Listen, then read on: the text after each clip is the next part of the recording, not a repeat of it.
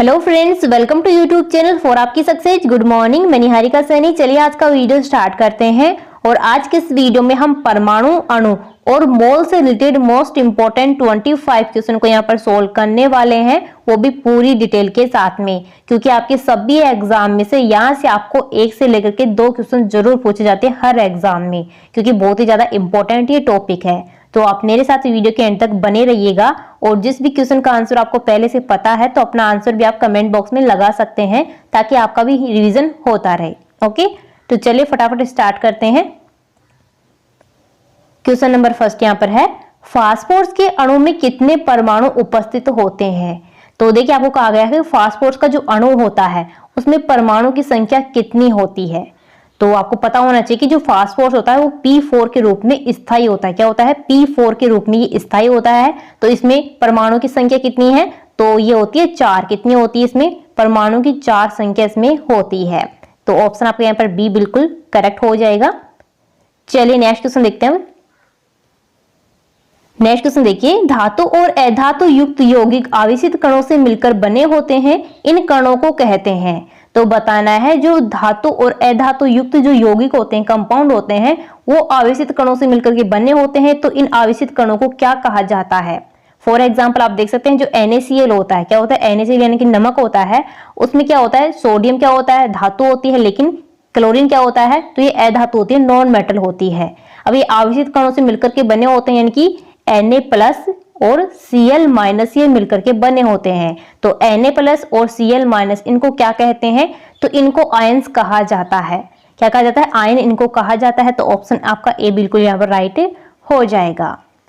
चलिए next question देखते हैं। नेक्स्ट क्वेश्चन है, मैग्नीशियम क्लोराइड का रासायनिक सूत्र क्या है।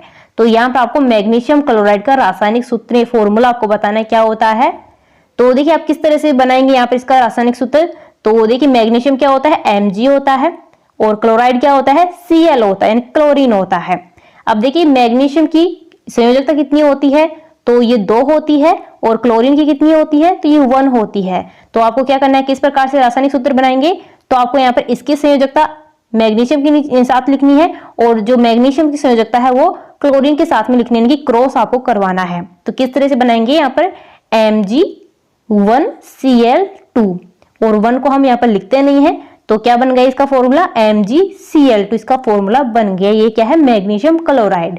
तो ऑप्शन आपका यहाँ पर डी राइट हो जाएगा। इसी प्रकार से आप सभी रासायनिक सूत्र बना सकते हैं। ओके, चलिए नेक्स्ट चलते हैं। नेक्स्ट क्वेश्चन यहाँ पर है, Al2SO4 का होल थ्राइस में कुल परमाणु की संख्या कितनी है। तो आपको Al2SO4 का होल 3 में आपको बताना है कि इसमें परमाणु की संख्या कितनी है। तो यहाँ पर आप देख सकते हैं एल्यूमिनियम की कितनी है यहाँ पर संख्या? 2 है, यानी कि 2 एल्यूमिनियम है। सल्फर कितने हैं? तो देखिए सल्फर होल थ्राइस यहाँ पर आपको दिया गया है, तो यहाँ पर 3 क्या है? सल्फर है। कितने हैं सल्फर यहाँ पर? 3 है। और ऑक्सीजन यहाँ पर कितने हैं? तो ऑक्सीजन यहाँ पर देख सकते हैं 4 अंदर है और 3 बाहर है। तो ये क्या हो जाएंगे? मल्टीप्लाई हो जाएंगे। तो ये टोटल हो गए 12। तो इस प्रकार से आप देख सकते हैं टोटल कितने हो गए यहाँ पर परमाणु की संख्या। तो यहाँ पर आप देख सकते हैं टोटल हो गई 17। ओके, तो यहां पर आपका ऑप्शन बी बिल्कुल राइट हो जाएगा। चलिए नेक्स्ट क्वेश्चन देखते हैं हम। नेक्स्ट क्वेश्चन यहां पर है, PO4 में कितने परमाणु विद्यमान है। तो यहां पर आपको PO4-3 में बताने कितने परमाणु इसमें उपस्थित हैं। तो देखिए यहां पर फास्फोरस कितने हैं? 1 है। ऑक्सीजन यहां पर कितनी है? तो ये 4 है। तो टोटल कितनी हो गई यहाँ पर परमाणु संख्या? 5 हो गई है। तो ऑप्शन आपका यहाँ पर सी राइट हो जाएगा। नेक्स्ट क्वेश्चन यहाँ पर है, 1 मोल में कणों की संख्या कितनी होगी। तो 1 मोल में आपको बताना है कि इसमें कणों की संख्या कितनी होती है। तो ये होती है 6.022 इंटू 10⁻23। ऑप्शन यहाँ पर आपका ए बिल्कुल करेक्ट हो जाएगा। ये 1 मोल में कणों की संख्या होती है।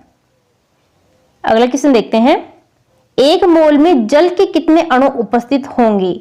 तो यहाँ पर आपको 1 मोल में जल के कितने अणु उपस्थित होते हैं वो आपको यहाँ पर पूछा गया है। तो अणु आपको यहाँ पर पूछा गया है। तो यहाँ पर होंगे कितने? 1 मोल पे कितने होते हैं अभी मैंने आपको बताया 6.022 इंटू 10⁻23 अणु इसमें मौजूद होंगे 1 मोल जल में। तो यहाँ पर आपका ऑप्शन ए बिल्कुल राइट हो जाएगा। अगला क्वेश्चन यहाँ पर है, जल के 1 मोल में कुल कितने परमाणु मौजूद हैं। अब यहाँ से आपको कंफ्यूज नहीं होना है, यहाँ पर आपको परमाणु पूछे गए हैं। जल का जो 1 मोल है उसमें कुल कितने परमाणु मौजूद होते हैं। तो सबसे पहले आपको क्या करना है, जल का फॉर्मूला लिखना है, H2 लिखना है। अब यहाँ पर आप देख सकते हैं इसमें कितने परमाणु है टोटल, तो 2 हाइड्रोजन हो गए इसमें और 1 ऑक्सीजन हो गया, तो टोटल कितने हो गए, 3 इसमें परमाणु हो गए टोटल। तो यहाँ पर आप देख सकते हैं कि 1 मोल में कितने कण होते हैं, तो वो होते हैं 6.022 इंटू 10⁻23 इसमें कण होते हैं, अणु होते हैं।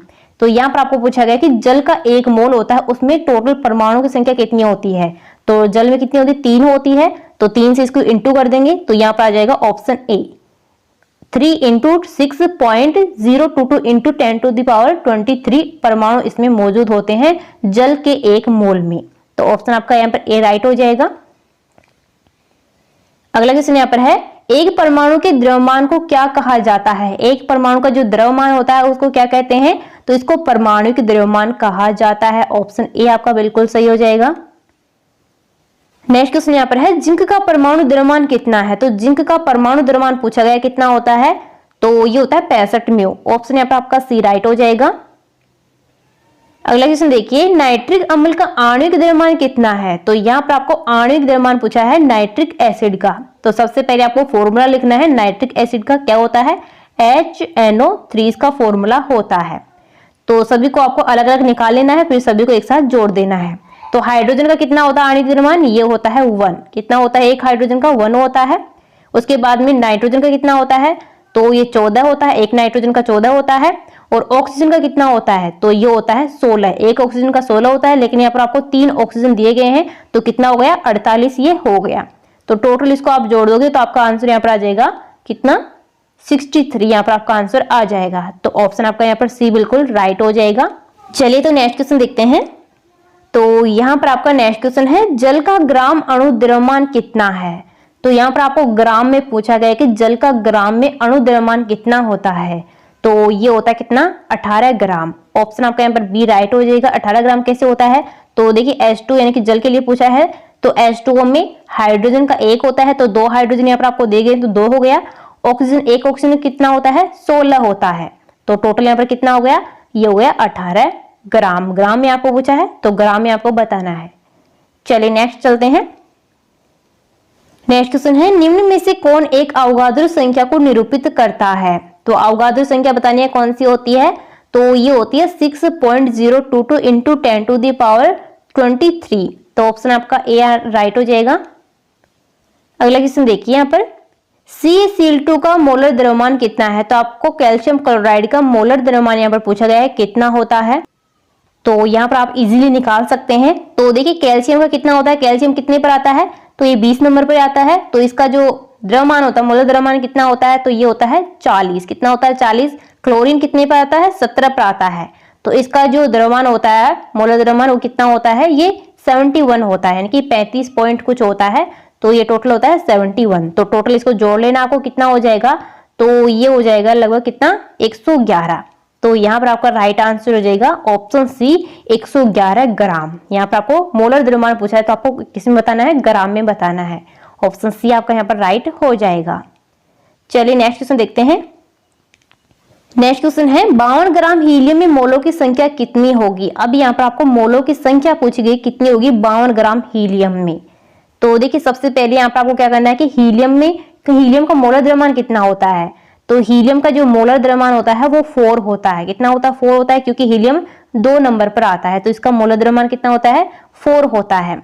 तो देखिए मोल निकालने का क्या होता है, एक फॉर्मूला होता है। क्या होता है, तो देखिए यहाँ पर क्या होता है कि ऊपर आपको कोई भी मास दिया हुआ होता है, जैसे कि यहाँ पर आपको 52 ग्राम हीलियम दे रखा है, तो यहाँ पर आपको कोई भी ग्राम में यहाँ पर आपको मास दिया होगा, द्रव्यमान दिया होगा, तो उसको आपको ऊपर लिखना है। और नीचे आपको क्या लिखना है, जो हीलियम यहाँ पर आपको जो भी एलिमेंट या फिर अणु दिया हुआ होगा, तो उसका आपको मोलर द्रव्यमान लिखना है। तो हीलियम का मोलर द्रव्यमान यहाँ पर कितना है, 4 है। तो यहाँ से आपको इसको डिवाइड कर देना है, तो यहाँ पर आपका आंसर आ जाएगा कितना, 13। तो यहाँ पर आपका राइट आंसर हो जाएगा ऑप्शन सी। तो इसी प्रकार आप सभी के लिए निकाल सकते हैं। ओके, चलिए नेक्स्ट चलते हैं। नेक्स्ट क्वेश्चन यहाँ पर आपका है, निम्नलिखित में से कौन रासायनिक संयोजन का नियम है। तो रासायनिक संयोजन का नियम कौन सा है, यहाँ पर आपको बताना है। तो आपका राइट आंसर यहाँ पर हो जाएगा option D, A and B दोनों, यानी कि द्रव्यमान संरक्षण का नियम और स्थिर अनुपात का नियम, ये दोनों ही क्या है, रासायनिक संयोजन के नियम होते हैं। तो आपका यहाँ पर ऑप्शन डी बिल्कुल राइट हो जाएगा, ए एंड बी दोनों। ओके, चलिए नेक्स्ट चलते हैं। नेक्स्ट क्वेश्चन है, डैश के अनुसार किसी रासायनिक अभिक्रिया में द्रव्यमान का न तो सर्जन होता है और ना ही विनाश। तो ये कौन सा नियम है, यह है द्रव्यमान संरक्षण का नियम, ऑप्शन बी राइट हो जाएगा। अगला क्वेश्चन देखिए, किसी भी यौगिक में तत्व हमेशा एक निश्चित अनुपात में उपस्थित होता है, इसे स्थिर अनुपात का नियम कहा जाता है, जिसे डैश ने दिया था। तो ये किसके द्वारा दिया गया था, स्थिर अनुपात का नियम। तो ये दिया था किसने, जोसेफ प्राउस्ट ने। ऑप्शन यहाँ पर आपका बी बिल्कुल राइट हो जाएगा। तो देखिए जोसेफ प्राउस्ट और लेवोजियर ने मिलकर के रासायनिक संयोजन का नियम दिया था। कौन कौन से थे रासायनिक संयोजन के नियम, द्रव्यमान संरक्षण का नियम और स्थिर अनुपात का नियम। अब देखिए स्थिर अनुपात का नियम क्या होता है, तो देखिए फॉर एग्जांपल आप समझ सकते हैं, जो H2O होता है यानी कि जल होता है, वो कब बनेगा, वो जब बनेगा इसमें हाइड्रोजन और जो ऑक्सीजन है वो 1:8 के अनुपात में जब मिलेंगे तब क्या बनेगा, H2O बनता है, जल बनता है। तो यही क्या होता है, स्थिर अनुपात का नियम में होता है। ओके, चलिए नेक्स्ट चलते हैं। नेक्स्ट क्वेश्चन देखिए यहाँ पर, यौगिक जल में हाइड्रोजन और ऑक्सीजन के द्रव्यमान का अनुपात सदैव डैश होता है, चाहे जल का स्रोत कोई भी हो। अभी मैंने बताया है कि जो जल होता है उसमें हाइड्रोजन और ऑक्सीजन का रेशियो कितना होता है, तो ये होता है 1:8, यानी कि ऑप्शन बी आपका यहाँ पर बिल्कुल सही हो जाएगा। चलिए गाइस नेक्स्ट क्वेश्चन देखते हैं। अब नेक्स्ट है, अमोनिया में नाइट्रोजन और हाइड्रोजन के द्रव्यमानों का अनुपात सदैव कितना रहता है। तो अमोनिया में आपको पूछा गया, यानी कि NH3 में आपको पूछा गया है कि इसमें नाइट्रोजन और हाइड्रोजन के द्रव्यमानों का अनुपात कितना होता है। तो देखिए नाइट्रोजन का कितना होता है, 14 होता है, और एक हाइड्रोजन का कितना होता है, 1 होता है। और यहाँ पर आपको 3 हाइड्रोजन दे रखे हैं, तो आपका हो गया 3। तो यहाँ पर करेक्ट आंसर हो गया ऑप्शन बी। नेक्स्ट देखिए, तत्वों के प्रतीक को सबसे पहले किस वैज्ञानिक ने दिया। तो तत्वों के जो प्रतीक है, सिंबल है, वो सबसे पहले कौन से वैज्ञानिक के द्वारा दिए गए थे, तो वो दिए गए थे डाल्टन के द्वारा। ऑप्शन यहाँ पर आपका सी राइट हो जाएगा, डाल्टन। अगला क्वेश्चन यहाँ पर है, निम्नलिखित में से किस तत्व का प्रतीक उसके लैटिन नाम से लिया गया है, आयरन, जिंक, क्लोरीन या फिर निकल। तो यहाँ पर आपका करेक्ट आंसर हो जाएगा ऑप्शन ए, आयरन। जो आयरन है उसका जो प्रतीक है उसके लैटिन नाम से लिया गया है। अब इसका लैटिन नाम क्या है, तो होता है फेरम। क्या होता है, फेरम होता है। ओके, तो फेरम से इसका एफी लिया गया है। आपको पता है जो आयरन होता है उसको एफी के द्वारा लिखा जाता है, तो इसका लैटिन नाम होता है फेरम। ओके, नेक्स्ट चलिए, तो यहाँ पे नेक्स्ट क्वेश्चन देखिए, कैलियम किस तत्व का लैटिन नाम है। तो कैलियम यहाँ पर पूछा गया है, तो ये होता है पोटेशियम का। किसका होता है, पोटेशियम का नाम होता है, लैटिन नाम होता है कैलियम। अगला क्वेश्चन देखते हैं। नेक्स्ट क्वेश्चन यहाँ पर है, एक AMU बराबर कितना होता है। तो यहाँ पर आपको पता होना चाहिए AMU क्या होता है, तो ये होता है एटॉमिक मास यूनिट, यानी कि परमाणु द्रव्यमान संख्या। तो इसके बराबर होता है कितना, 1/12 इंटू कार्बन 12 के एक परमाणु का द्रव्यमान के बराबर होता है एक AMU। तो यहाँ पर ऑप्शन आपका सी बिल्कुल राइट हो जाएगा। अगला क्वेश्चन देखिए, किसी तत्व अथवा यौगिक के एक अणु में उपस्थित परमाणु की संख्या क्या कहलाती है। तो कोई भी जो तत्व यानी कि एलिमेंट और यौगिक यानी कंपाउंड होता है, उसमें एक परमाणु में उपस्थित जो परमाणु की संख्या होती है उसको क्या कहा जाता है। तो इसको कहा जाता है परमाणुकता। क्या कहते हैं इसको, परमाणुकता इसको कहते हैं। तो ऑप्शन आपका यहाँ पर सी बिल्कुल राइट हो जाएगा। फॉर एग्जाम्पल यहाँ पर आप देख सकते हैं जल के बारे में। तो देखिए जो H2O होता है उसमें कितनी होती है परमाणुकता, तो इसमें परमाणु संख्या कितनी हो गई, इसमें 2 हाइड्रोजन है और 1 ऑक्सीजन है, तो टोटल इसमें कितने 3 परमाणु उपस्थित है। तो यही इसकी परमाणुकता होती है, यानी कि H2O की परमाणुकता कितनी होती है, 3 होती है। ओके, तो ऑप्शन आपका सी यहाँ पर राइट हो जाएगा। तो फ्रेंड्स हमारा आज का वीडियो यहीं पर कंप्लीट होता है। यहाँ पर हमने परमाणु, अणु और मोल से संबंधित मोस्ट इंपोर्टेंट 25 क्वेश्चन को यहाँ पर सोल्व कर लिया है, वो भी पूरी डिटेल के साथ में, क्योंकि बहुत ही ज्यादा इंपॉर्टेंट ये टॉपिक है। हर एग्जाम में यहाँ से आपको 1 से लेकर के 2 क्वेश्चन जरूर पूछे जाते हैं, तो आपको मेरे साथ रेगुलर क्लास में बने रहना है। ओके, और क्लास आपको पसंद आती है तो उसको ज्यादा से ज्यादा दोस्तों के पास में शेयर करना है, लाइक करना है और कमेंट जरूर करना है कि आपको क्लास कैसी लग रही है। ओके, तो चलिए मिलते हैं नेक्स्ट वीडियो में। Thank you.